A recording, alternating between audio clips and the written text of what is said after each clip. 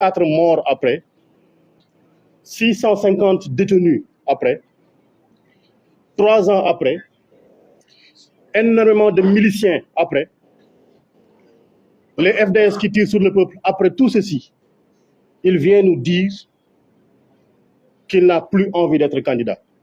Mais sachez que c'est absolument faux. Il n'a pas décidé, lui, volontairement, de ne pas être candidat. C'est le peuple.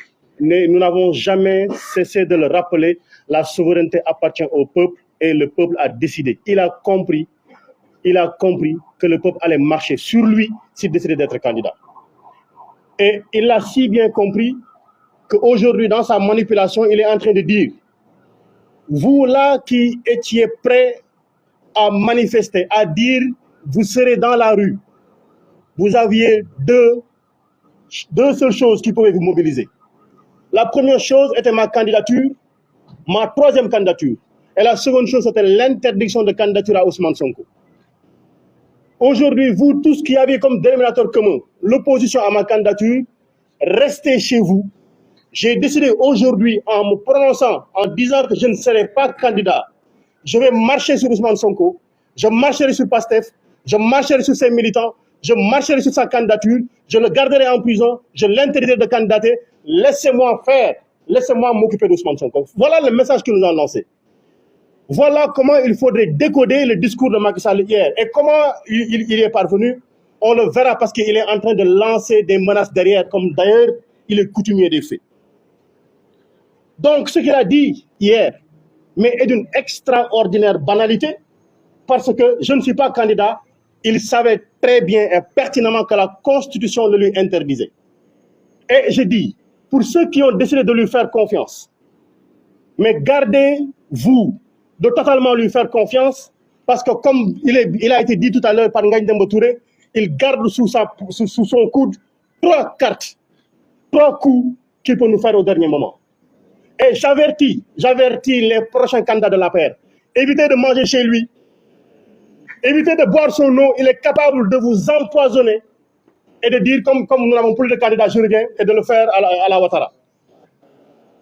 Prenez garde, je parle d'Amadouba, de Aly Ngouille Ndiaye et de tous ceux-là qui ont été cités, faites bien attention.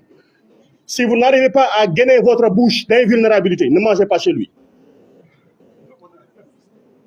Mais je dis une chose, il n'est pas candidat et Dakar dort. Comprenez ce que je suis en train de dire. Il n'est pas candidat et Dakar est en train de dormir. Ça veut dire que le fait qu'il ne soit pas candidat n'intéresse aucun de ses souteneurs. Mais qu'ils disent qu'Ousmane Sonko ne sera pas candidat, Dakar ne dormira plus. Qu'ils disent qu'Ousmane Sonko ne sera pas candidat, le Sénégal ne dormira plus. Et il faudra qu'ils le comprennent. Donc tout ceci n'est en rien une déclinaison du dialogue politique. En rien, il faut qu'on le comprenne. Tout ce qu'il vient de dire n'a rien à voir avec le dialogue politique. Il a compris le message qui lui a été lancé. Et comme nous l'avons dit, sa déclaration tardive a causé beaucoup de morts. Mais l'affaire CPI, on ne va pas lâcher l'affaire. Topoka Laydon. Ils nous ont dit qu'il y avait des forces occultes dans ce pays-ci. La seule force occulte ici, c'est cet homme qui a voulu utiliser des forces de défense et de sécurité, accompagné de milices qui a tiré sur son peuple. Voilà la seule force occulte.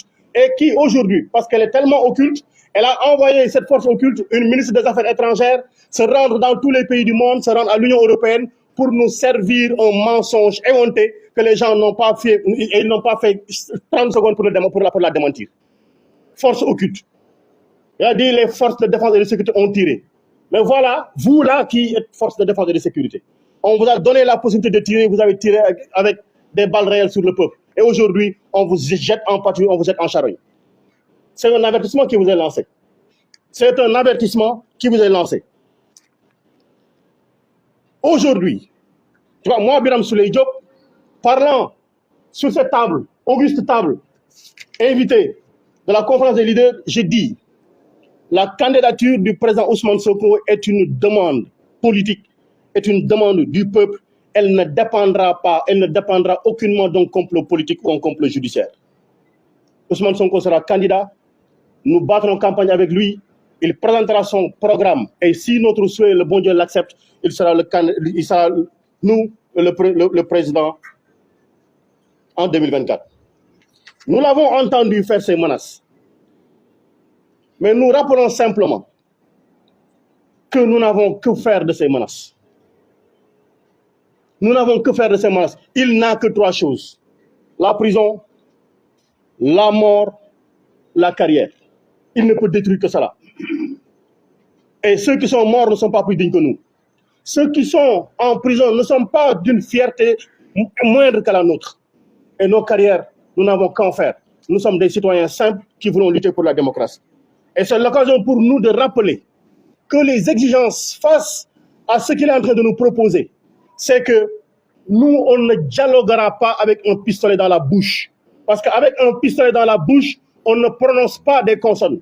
On ne prononce pas des syllabes. On ne peut prononcer que des voyelles. Oui, oui, oui. Avec un pistolet dans la bouche, on ne peut pas dire non. Donc, on ne négociera pas avec un pistolet dans la bouche. Et ce qu'on lui dit, une condition, parce que nous ne sommes pas hermétiquement fermés au dialogue. Nous l'avons toujours dit. Et je rappelle encore que Ousmane Sonko avait bien dit en 2021, sorti de la gendarmerie, qu'il ne pouvait pas accepter. Aucun leader de la coalition Yewwi Askan Wi ne pouvait accepter qu'on interdise à Macky Sall de terminer son mandat tranquillement. Accompagnons-le pour qu'il termine tranquillement son mandat. S'il se décide à respecter ceci, le dédommagement des victimes, une enquête indépendante contre les crimes qui ont été commis, la libération de l'intégralité des détenus politiques, l'arrêt de l'instrumentalisation de la justice. Nous avons vu avant-hier le ministre de la Justice commenter une décision de justice alors qu'elle n'est pas terminée. Et aujourd'hui, j'appelle l'Union des magistrats du Sénégal.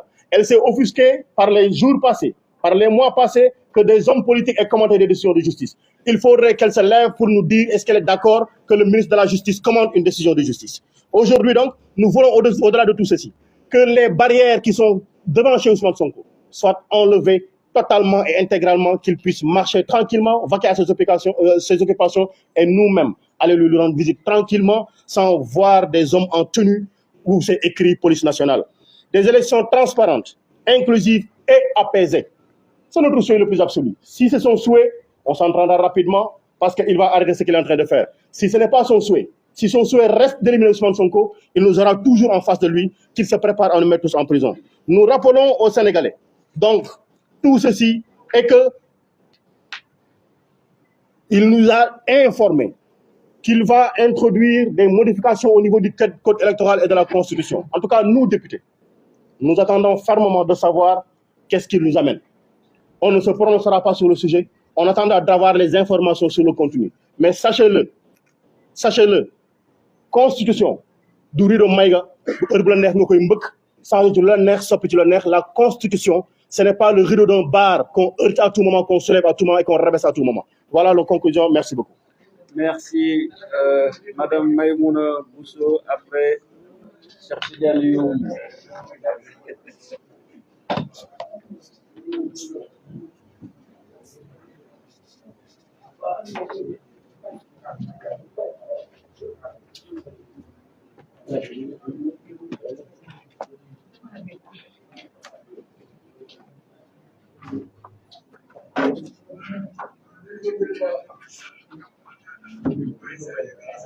Assalamu alaikum wa rahmatullah.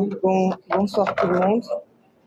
Par la suite de mes collègues qui ont suffisamment répondu sur le discours du président Macky Sall d'hier, j'aimerais tout simplement amener un petit complément parce que le président Macky Sall hier, dans son discours, a accusé l'opposition sénégalaise de le vilipender à travers le monde. Il a accusé notamment l'opposition sénégalaise d'avoir amené des dossiers à la CPI qu'il considère comme légères. Il accuse aussi, lui et son gouvernement, les plaintes déposées par Juan Branco de choses sans fondement et qui n'auront pas de suite. J'aimerais tout simplement attirer l'attention que le président Macky Sall, lui, peut adouber sa ministre des Affaires étrangères, Aïssata Tall Sall, l'encourager de faire le tour des plateaux télé étrangers, d'aller même jusqu'au Parlement européen, vilipender, c'est le mot, les forces de sécurité, parce que de là-bas, elle s'est permise de dire que ce qui s'est passé au niveau des violences, n'est que de la légitime défense des forces de l'ordre et de sécurité, parce qu'ils étaient attaqués par des forces occultes. Mais par contre, la ministre des Affaires étrangères peut faire ça, mais l'opposition ne peut pas apporter ce dossier à l'étranger. J'attire seulement l'attention du Macky Sall, du président de la République Macky Sall, parce qu'il est encore jusqu'en 2024, que si nous nous sommes sentis obligés d'amener ces dossiers au niveau de la CPI et de l'international, c'est parce que nous n'avons pas une justice partiale. Nous n'avons pas de justice depuis mars 2021. Depuis mars 2021, des Sénégalais sont tués et jusqu'au jour où je vous parle, aucune force occulte n'a été arrêtée, aucun responsable n'a été traduit devant la justice. Il aime bien se vanter d'être l'ami de la France, mais être ami de quelqu'un, c'est aussi avoir ces mêmes comportements et ces mêmes pratiques. Nous avons vu ce qui s'est passé en France avant-hier, un jeune homme tué. Le lendemain, il y a eu des sanctions contre la personne qui a donné la mort. Alors ici, nous avons plus d'une 50aine de jeunes qui sont morts depuis 2021 et aucune poursuite, aucune enquête digne de ce nom n'a été faite. Donc, quand dans son pays, on n'a pas de justice, quand dans son pays, on n'est pas entendu, c'est tout à fait normal que l'humanité, parce que l'humanisme, tous les gens qui sont des défenseurs des droits de l'homme n'ont pas de frontières. Il doit comprendre que ce pays n'a plus de frontières. Il accuse notamment France 24 d'avoir diffusé des vidéos montées, des fausses vidéos. Pourtant, ces mêmes vidéos, c'est ces forces de l'ordre qui les ont tout simplement jouées devant la presse nationale et internationale. Ce qui se passe est aberrant. Il accuse bien sûr l'opposition d'être violente, mais lui, par contre,